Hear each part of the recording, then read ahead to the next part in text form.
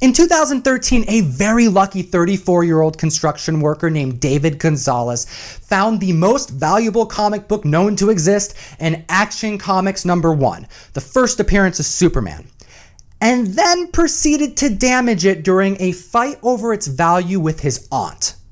Now, he still sold it for over $175,000, making it worth well more than the house that he initially purchased, where this comic book grail laid hidden for over 70 years. I'm your host, Comic Tom. Let's talk bags and boards.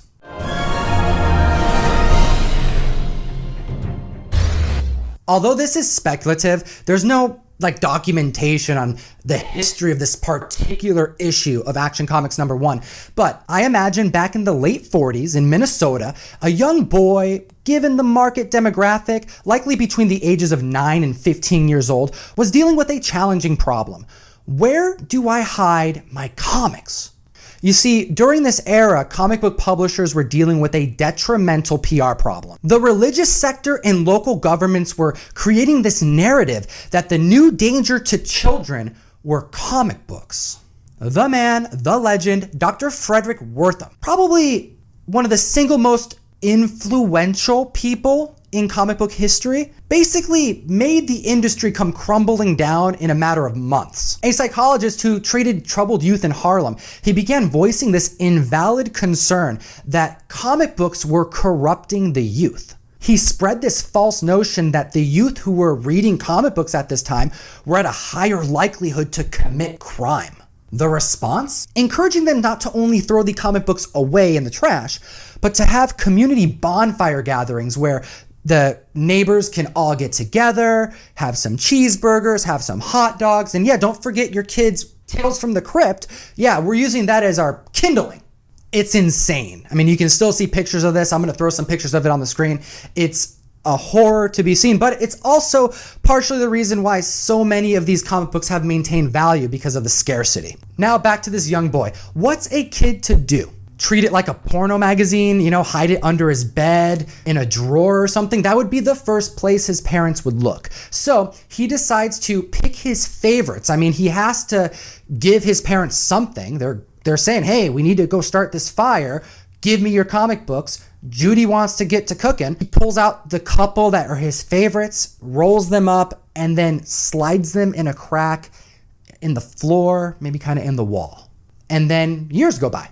Decades go by. In fact, 70 years go by. David Gonzalez purchased this home in 2013 on foreclosure, with the goal to do a full remodel and flip it for profit. While replacing the sheetrock, gutting the walls, he discovers a treasure worth more than the house itself.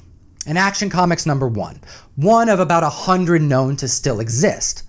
He knew it was worth money too. I mean, upon research, he got really excited about it. So excited that he went to his aunt, his family member, to tell her what he found. He was super pumped. Unfortunately, conversations about money when money's tight isn't always a good thing. Now, we don't know what exactly transpired in this fight, but what we do know is the result, which was Gonzalez's aunt grabbing the Action Comics #1 from his hand, tearing the cover and throwing it across the room. An argument that likely costed them $75,000. That one tear, 75 grand out the window. How's that for an expensive fight? About money.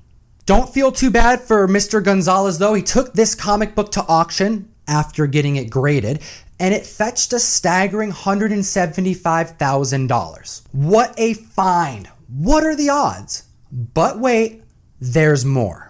After this auction, Gonzalez went back to this house to continue the work. Keep in mind, this was a fixer-upper, and aside from his new 6 figures he had in his wallet, he went back there with the mindset that there could be more to find, and he did. Just days after the auction, he got lucky again. He finds a Superman #4 hidden in the walls of a completely different part of the house. Now, this wasn't as big of a win as that Action Comics #1. It still sold for over $5,000 though, making this the luckiest fixer-upper to be purchased on foreclosure. In this community of collectors, Action Comics #1 is like that grail that we're just happy that we know it exists, that they're out there. Not really something we'll probably ever see in person, let alone own ourselves. But it's one to kind of admire from afar. Surprisingly enough, though, there are a handful of stories about this very comic book. Stories of theft, that involve celebrities.